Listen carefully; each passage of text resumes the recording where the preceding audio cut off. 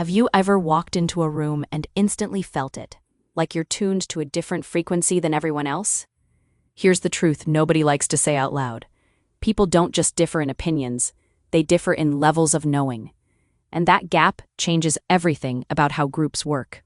Psychologists call it group dynamics, the invisible forces inside a group that shape what's normal, what's acceptable, and who gets quietly pushed to the edges. Groups develop their own rules without ever writing them down. And once those rules are set, anyone who disrupts the vibe, even with good intentions, can get labeled fast, weird, intense, know-it-all, trying too hard. So imagine someone near the top of the knowledge scale, curious, always learning, always noticing patterns, hanging out with people who don't want to learn, don't want to question, don't want to stretch. If that person starts sharing what they know, they're not always praised. Sometimes they become the joke, the threat, the one who makes everyone else feel exposed. And that's why a lot of high-growth people do something that looks like quiet confidence, but is actually survival. They keep learning in private, not because they're arrogant, not because they're secretive, but because they've learned a painful lesson. You can't pull someone upward if they're committed to staying comfortable, and you definitely can't teach in a group that punishes curiosity. Sociology research points out that in every group, people naturally fall into roles: leader, supporter, challenger, comedian, peacekeeper. Those roles aren't just personalities, they're positions the group assigns to keep balance. And if you walk in with too much knowledge, too much insight, too much intensity, the group will often try to correct you back into a safer role. Relax, stop overthinking, it's not that deep. But for some people, it is that deep. Because they don't just hear what's said, they hear what's underneath it. Two people can do the exact same thing, make the same sound, say the same words, give the same compliment, and most people will treat it as identical. Same noise, same message, no difference. But the high-awareness learner, they pick up the vibration behind it, the intention, the emotional signature. They can feel when someone is making a noise to be annoying versus making a noise to be playful.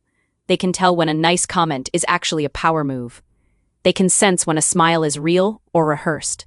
They can stand next to you and detect your mood before you say a word.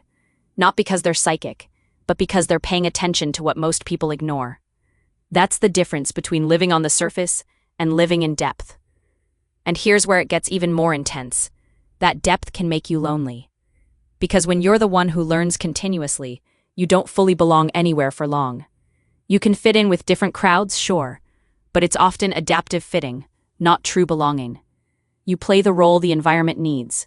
You can talk sports with the sports crowd, business with the business crowd, jokes with the joke crowd. You can blend, you can mirror, you can survive socially.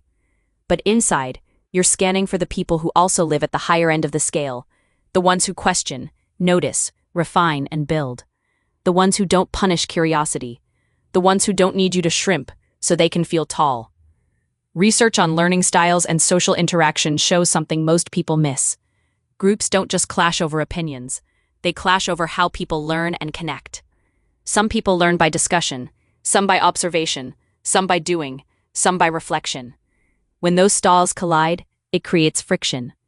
And if the group's norms aren't inclusive, the deepest learners get treated like the problem, when really, they're the signal. Cohesion matters too. Studies on group cohesion show that when the environment is supportive, participation rises, and knowledge sharing improves. But when the culture turns toxic, when fitting in matters more than truth, groups fall into the trap of groupthink, where nobody challenges anything because standing out feels unsafe. Innovation dies, honesty disappears, and the smartest people go quiet or leave. So if you've ever felt like you had to mute yourself to stay accepted, you're not broken. You're noticing the system. And if you're the person who thinks you're the smartest in the room, here's a warning delivered with respect. There are people out there who can see through your certainty like glass. They can hear the insecurity behind your confidence. They can predict what you're about to say because they've already mapped the pattern. Not to embarrass you, but because their awareness runs deeper than performance. The point isn't be afraid. The point is, be real. Keep learning, keep expanding, but stop trying to win approval from people who feel threatened by growth. Find the rooms where curiosity is normal. Find the circles where questions aren't attacked. Find the people who don't just tolerate depth, they crave it. And if this hit you in the chest, take it as a sign. You're ready for a higher level environment. Don't shrink to fit. Upgrade your circles, protect your mind, and commit out loud.